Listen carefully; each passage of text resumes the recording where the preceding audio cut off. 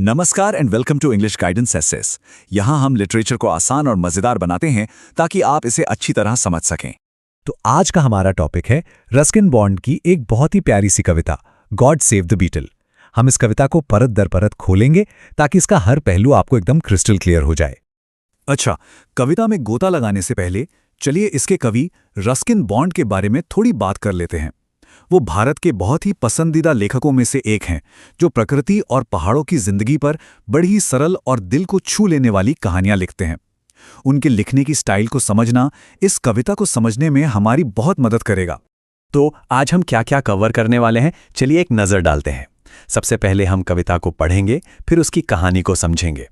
उसके बाद हम इसके थीम्स और गहरे मतलबों पर बात करेंगे, इमेजरी और टोन को एनालाइज करेंगे और आखिर में एग्जाम्स के लिए कुछ क्विक स्टडी कार्ड्स भी देखेंगे।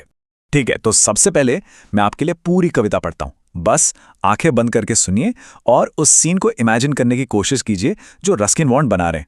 हे भगवान, इस बीटल को थोड़ी समझ दीजिए, जो खुली खिड़की से लड़खड़ाता हुआ अंदर आता रहता है और गोल्डफिश के कटोरे में गिर जाता है। 2 बार मैंने उसे डूबने से बचाया और बगीचे में छोड़ आया, पर वो बार बार लौट आता है, कमरे में भिन-भिनाता, गोते लगाता, जब तक कि धड़ाम वो फिर से गोल्डफिश के कटोरे में है, गोल गोल तैर रहा है और बहुत थका हुआ दिख रहा है। कुछ ही मिनटों में मुझे सोने जाना है, और अगर आप इस बीटल का ध्यान नहीं रखेंगे तो कौन रखेगा? वैसे भी इससे गोल्डफिश घबरा जाती है। तो ये थी कविता। अब इसके गहरे मतलब में जाने से पहले चलिए पहले इसकी सीधी साधी कहानी को समझते हैं। आखिर इस कविता में हो क्या रहा है? तो देखिए, कहानी शुरू होती है एक बेचारे बीटल से। ये बीटल, जिसे कुछ समझ नहीं आ रहा कि उसे कहाँ जाना है, बार बार खुली खिड़की से स्पीकर के कमरे में घुसा चला आ रहा है। यहाँ एक शब्द है ब्लंडरिंग, यानी लड़खड़ाना। ये शब्द बहुत जरूरी है।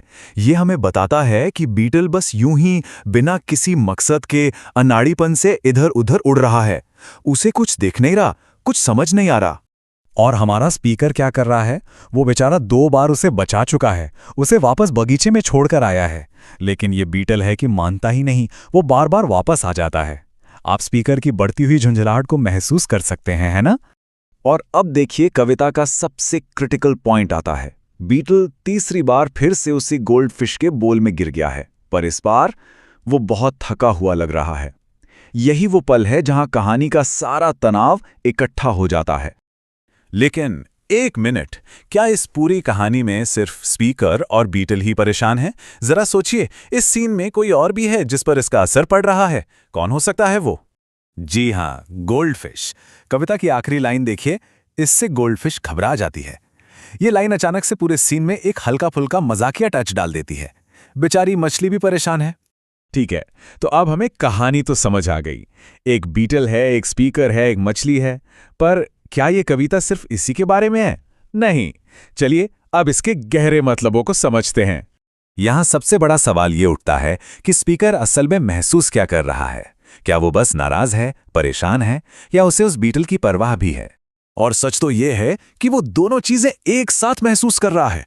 देखिए, एक तरफ वो कहता है मुझे सोने जाना है और भगवान से मदद मांगता है, जो उसकी झुंझुलाहट दिखाता है, लेकिन दूसरी तरफ वो ये भी याद दिलाता है कि उसने बीटल को 2 बार डूबने से बचाया, और नोटिस करता है कि बीटल अब बहुत थका हुआ लग रहा है। ये उसकी एम्पैथी, उसकी हमदर्दी को दिखाता है।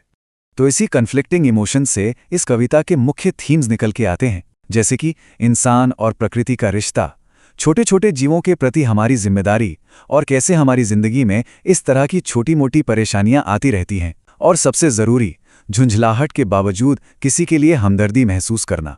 अब थोड़ा और डीप डाइव करते हैं। चलिए देखते हैं कि रस्किन बॉन्ड ने शब्दों और इमेजेस का इस्तेमाल कैसे किया है, जिससे हम ये सारी भावनाएं महसूस कर पा रहे हैं। इस तस्वीर को देखिए, ये कविता के मूड को कितनी खूबसूरती से पकड़ती है ना? स्पीकर के चेहरे पर परेशानी और झुंझलाहट का भाव है, और जरा उस गोल्डफिश की घबराई हुई आंखों को देखिए। ये इलस्ट्रेशन कहानी को जिंदा कर देता है। कविता में कुछ की इमेजेस हैं जो एक खास माहौल बनाती हैं, जैसे खुली खिड़की, जो एक तरह से मुश्किलों के आने का रास्ता है, गोल्डफिश का बोल, जो उस बीटल के लिए एक छोटी सी पर खतरनाक दुनिया बन गया है, और हाँ, घबराई हुई गोल्डफिश और थका हुआ बीटल, ये दोनों ही हमारे मन में अलग अलग भावनाएं जगाते हैं। तो कुल मिलाकर इस कविता का टोन क्या है? ये सिर्फ एक चीज नहीं है, इसमें झुंझलाहट भी है, थोड़ा सा मजाक भी है, और इन सब के नीचे छिपा हुआ एक गहरा लगाव, एक अफेक्शन भी है। चलिए अब एग्जाम की तैयारी के नजरिए से देखते हैं। मैंने आपके रिवीजन के लिए कुछ जरूरी पॉइंट्स को क्विक स्टडी कार्ड्स में बांट दिया है। ये है हमारा पहला स्टडी कार्ड जो थीम्स पर फोकस करता है। पहला, इंसान और प्रकृति का रिश्ता। दूसरा, छोटे जीवों के लिए हमारी जिम्मेदारी। और तीसरा, एम्पैथी, यानी कैसे हम किसी से नाराज होते हुए भी उसकी परवाह कर सकते हैं। ये पॉइंट्स याद रखिएगा। और ये रहे कुछ सवाल जो एग्जाम्स में आ सकते हैं, जैसे स्पीकर की मिलीजुली भावनाओं के बारे में पूछा जा सकता है, या फिर रस्किन बॉन्ड ने ह्यूमर और इमोशन को एक साथ कैसे क्रिएट किया है, और हाँ, गोल्डफिश का इस कविता में क्या महत्व है। इन सवालों पर जरूर सोचिएगा। तो इस पूरे एनालिसिस को खत्म करते हैं एक सवाल के साथ। जरा सोचिए, जब हमारी जिंदगी में ऐसे छोटे मोटे परेशान करने वाले जीव आते हैं तो हम उनके साथ कैसा बर्ताव करते हैं? हमारा वो बर्ताव हमारी अपनी इंसानियत के बारे में क्या बताता है? उम्मीद है आपको ये ब्रेकडाउन पसंद आया होगा। ऐसे ही और लिटरेचर एनालिसिस के लिए इंग्लिश गाइडेंस एसएस को सब्सक्राइब करना मत भूलिएगा। मिलते हैं अगली बार।